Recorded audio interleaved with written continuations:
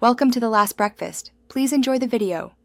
You begin by confirming prerequisites: an active VPN Super account, the official app installed, and credentials at hand.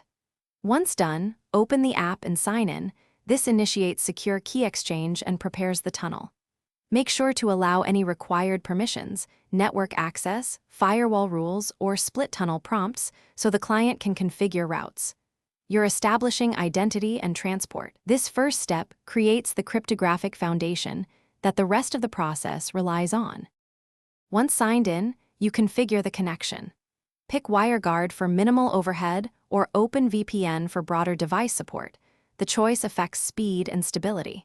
Then choose the server region based on latency and privacy requirements, and make sure to enable the kill switch and DNS leak protection to prevent exposure if the tunnel drops.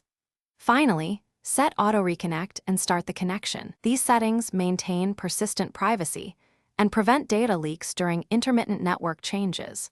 You complete the process by verifying the tunnel works. Check your public IP, confirm geo-unblocking, and run a DNS leak test. If something fails, first toggle protocols or switch servers. This resolves routing or port issues quickly. Next, restart the app or device. Make sure the kill switch didn't block legitimate traffic and that firewall rules allow the VPN client. If problems persist, gather logs and contact VPN Super support. Keeping the app updated prevents known bugs and maintains security. Thanks for watching. If this was helpful, leave a like and consider subscribing. See you next time.